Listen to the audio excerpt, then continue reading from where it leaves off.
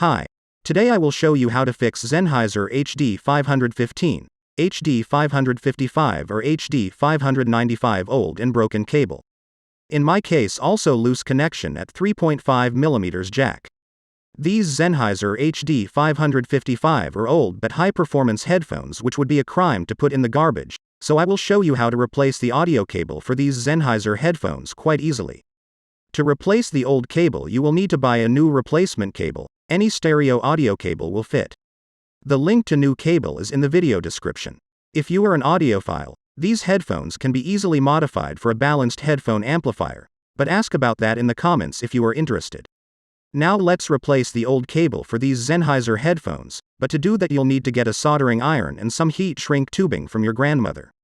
The first task is to remove the earpad cushion to get inside the headphone body, where are all wires. Earpads can remove by simply pulling from the inside as it is held on by some plastic hooks. The dust filter is also need remove. Then use the pliers to pull out the metal piece of the cable lock. Using a Phillips screwdriver, unscrew all the screws, open the headphone body. Remove the glued board to which the wires are attached, disconnect the wires from the board. Pull the audio cable out of the headphone housing. We will only need the cable protector rubber from this old cable. We'll cut it, and pull out the old cable. It won't be easy, but it can be done. There is a metal ring inside, you have to get that out too, so you can get the new replacement cable through. Take the new replacement cable, figure out how long you need this cable for these Sennheiser headphones, and pinch off the extra length. Then cut the heat shrink tubing, which is slightly longer and a little smaller in diameter than the replacement cable jack. Use the pliers to make the heat shrink tubing slightly bigger, so that you can put it on the jack. And then attach it to the jack. This gives a better fixation of the new cable and a longer cable life. Then from this side of the jack, stretch the cable. This will release the excess cable rubber and the cable will last longer after repair. The next step is to put the cable protector rubber on the new cable. Then attach the cable to the headphones and measure how long the heat shrink tubing needs to be cut it off, stretch it with the pliers and put it on the cable. Add the cable back to the headphones, measure how long the wires need to be to solder them to the board. Then remove the outer cable jacket with a sharp paper knife, but very carefully so as not to damage the inner wires. Then tin these wires so that you can check the color wiring with a multimeter. If you don't know how to use the multimeter, open the tutorial video from the description. In my case, the red color wire is for right channel, the blue color wire for left and the gold color is ground for left and right channels. These colors may be different in your case, so always check the color wiring with a multimeter. On the board is a marking with which board contact is left, which is right and which contacts are ground. Then use insulating tape to fix the existing wires to the board. Solder the blue color left plus wire to the board, then solder the red color wire to the right channel plus contact. Then solder the gold color wire to the ground contact.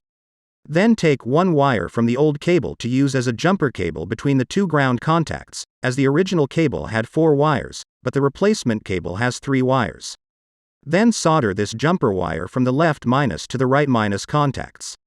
As a result I get the following: 3 wires from the new cable and 1 jumper cable connecting both channel grounds.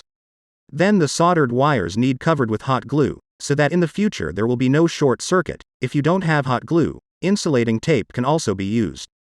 Then put the board back in place, check a cable, so that the contacts don't break off.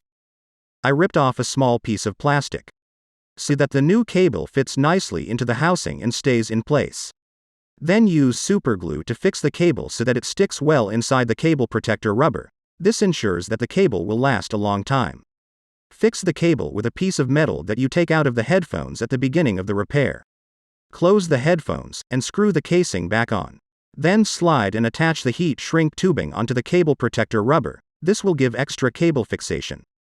Put back the protective pad in the earpad cushions, which just need to be pressed onto the headphone body to hook into the plastic hooks. Then open the tech screw left and right channel test video and check that everything sounds as it should. Here's the result. Like new headphones, and again you'll be able to last at least 10 years. Excellent headphones that we have fixed together for very little money. If you found this video useful, don't forget to hit the like and subscribe buttons, so we can meet you in other good headphone repair videos. Good luck.